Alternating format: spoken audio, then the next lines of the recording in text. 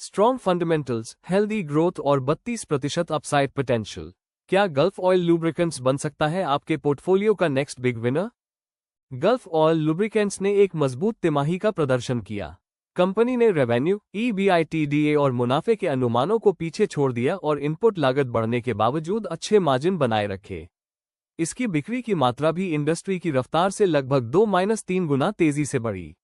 लगभग 5,966 करोड़ रुपए के मार्केट कैप वाली यह कंपनी का स्टॉक 1,204 रुपए के आसपास ट्रेड कर रहा था, जबकि इसका 52 हफ्ते का रेंज 864 रुपए -1,331 रुपए था और पीई रेशियो लगभग 15x था। चॉइस इंस्टीट्यूशनल इक्विटीज, टारगेट बरकरार, भरोसा कायम। चॉइस इंस्टीट्यूशनल इक्विटीज ने इस स्टॉक पर अपनी खरीदने की रेटिंग बनाए रखी है और टारगेट प्राइस 1,525 रुपए पर स्थिर रखा है। इसका मतलब है कि मौजूदा स्तर से इसमें लगभग 32% की बढ़त की संभावना है, साथ ही 4.4% की डिविडेंड यील्ड भी मिलेगी।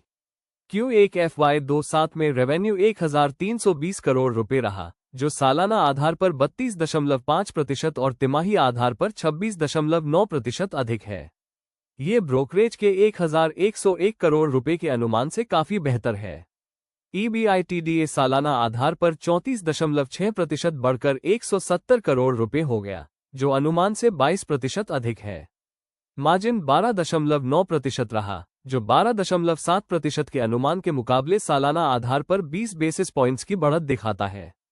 टैक्स के बाद का प्रॉफिट सालाना आधार पर 31.9% बढ़कर 128 करोड़ रुपए हो गया, जो ब्रोकरेज के अनुमान से लगभग 30% अधिक है। भले ही सालाना आधार पर पट मार्जिन थोड़ा घटकर 9.7% रह गया। गल्फ ऑयल ने सोच समझकर कीमतें बढ़ाकर और B2B कॉन्ट्रैक्ट में बदलाव करके बेस ऑयल की ज्यादा लागत के बावजूद अपने मार्जिन को बनाए रखा। कंपनी का वॉल्यूम साल दर साल 17% बढ़ा, जिससे उसे मार्केट शेयर बढ़ाने में मदद मिली। कंपनी अपने 15 में से 12 सेगमेंट में विस्तार कर रही है। हालांकि ब्रोकरेज ने शॉर्ट टर्म में लागत के दबाव के कारण FY27 के EBITDA और एप्स अनुमानों में लगभग 3% की कटौती की है, जबकि FY28 के अनुमानों और टारगेट प्राइस को वैसा ही बनाए रखा है।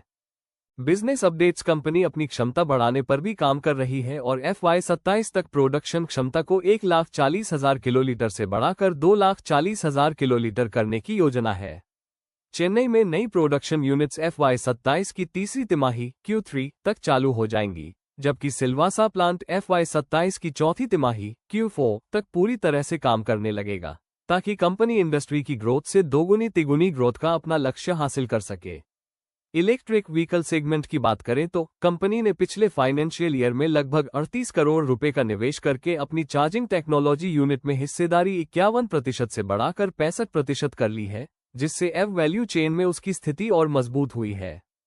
ये सेगमेंट 300 रुपए से 400 करोड़ रुपए का रेवेन्यू जनरेट कर सकता है और कंपनी की टॉपलाइन में लगभग 10% का योगदान दे सकता है, जिसमें EBITDA मार्जिन 12 से 14% होगा। भारत के DC चार्जर मार्केट में इसकी हिस्सेदारी पहले से ही 8 से 10% है। मैनेजमेंट का लक्ष्य मीडियम टर्म में 14 से 16% मार्जिन हासिल करना है।